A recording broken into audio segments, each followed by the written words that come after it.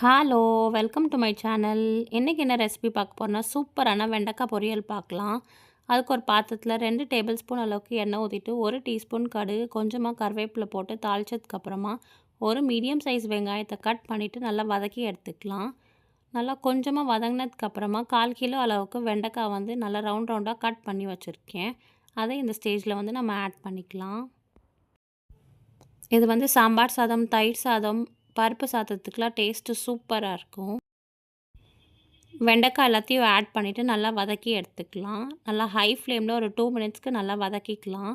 அதில் இருக்க அந்த ஈரப்பதம் எல்லாம் போகணும். போனதுக்கப்புறமா நம்ம மசாலாஸ் எல்லாத்தையும் ஆட் பண்ணலாம். 2 டீஸ்பூன் அளவுக்கு மிளகாய்த்தூள், 1/2 டீஸ்பூன் மல்லித்தூள், 1 டேபிள் ஸ்பூன் அளவுக்கு உப்பு ஆட் பண்ணிவிட்டு ஃப்ளேமை மீடியமாக வச்சு நல்லா வதக்கி எடுத்துக்கலாம். இந்த ரெசிபிக்கு வந்து நம்ம ஒரு ட்ராப் தண்ணி கூட ஆட் பண்ணாமல் எண்ணெயிலே அப்படியே வதக்கி எடுத்துக்கலாம். 1/4 கிலோ வெண்டைக்காய்க்கு 2 டேபிள் ஸ்பூன் எண்ணெயே போதும் தான். நல்லா இப்போ வந்து ஹை ஃப்ளேமில் வச்சு ஒரு 5 மினிட்ஸ்க்கு நல்லா வதக்கி எடுத்துக்கலாம். அப்படியே சுருள வரும் அந்த ஸ்டேஜ் வரைக்கும் நம்ம வதக்கி எடுத்துக்கலாம். இது வந்து டக்குன்னு அடி பிடிச்சிரும். அதனால் நம்ம அப்பப்போ வந்து வதக்கிட்டே இருக்கணும். கிண்டி கொடுத்துட்டே இருந்தால் தான் நமக்கு அடி பிடிக்காமல் சூப்பராக வரும்.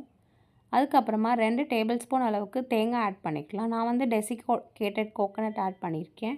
நீங்கள் வந்து தேங்காய் துருவல் கூட ஆட் பண்ணிக்கலாம். ஆட் பண்ணிவிட்டு அதில் இருக்க ஈரப்பதம் போகிற வரைக்கும் நல்லா வதக்கி எடுத்துக்கலாம். இந்த மாதிரி கரெக்டாக 10லேருந்து 12 நிமிஷத்துக்குள்ளே நமக்கு சூப்பரான வெண்டைக்காய் பொரியல் ரெடி ஆயிரும்.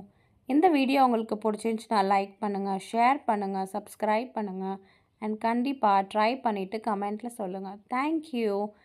பாய். Have a good day.